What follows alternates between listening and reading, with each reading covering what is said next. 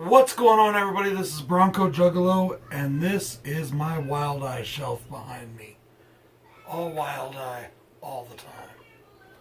Now, this is Conjuring the Devil on Wild Eye Wednesday, brought to you in part by Wild Eye Releasing. Thank you very much, Wild Eye, for hooking me up with awesome movies. And I am giving it back to you by doing reviews on those awesome movies. Now, Conjuring the Devil is a 2020 film directed by Max Dementor, also known as Brian Shivo. It stars Rebecca Medebach as Kate, and Ken Driesling as Monsignor Brock. Now, in this movie, an evil priest conjures up an evil nun, a dead evil demonic nun, to punish and drive out the parishioners that he doesn't want in his church. He's kind of one of those dickhead church people or dickhead Christian people or Catholic people that thinks that if you were ever a drug addict or you're gay or anything, you have no place in church. Which is, by the way, speaking as a Christian person, exactly not what the Bible says. He is also known as Demon Nun. And according to IMDb, it has a budget of $250,000. And I just got to say, where the fuck did that budget go?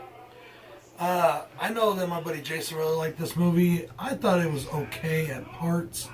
I thought it was about 25 minutes way too long. And I think that they could have done a lot better with the budget they had. I've seen movies for $10,000, $15,000, $20,000, even less than that, are done way better than this one was on a much smaller budget. $250,000 is a lot. There's a lot of Hollywood films that are made for that much money. I really liked the locations in the film. I thought that it was really cool that they filmed inside of an actual church, inside of a Catholic church.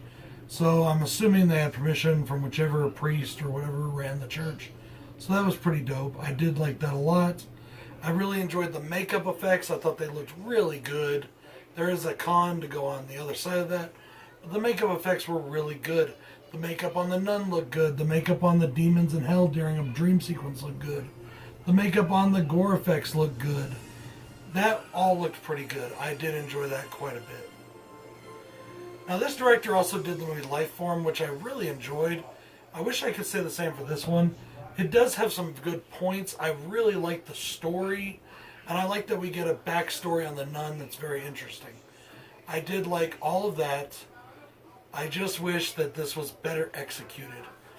Also, it really does push the SJW fucking social justice messages, and it almost gives it kind of a Christianity bad, everything else good kind of view, which I didn't really appreciate.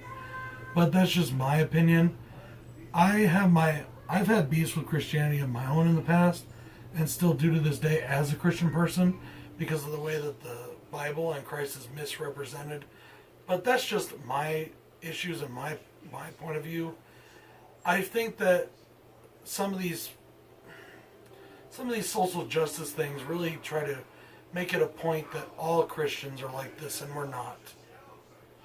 And that's kind of the feeling I was getting from this movie. Acting in the movie was not very good at all. There was a couple decent performances that were barely serviceable, but for the most part, I just did not like the acting. The props, I was not very impressed with some of the props, especially during this hell dream sequence.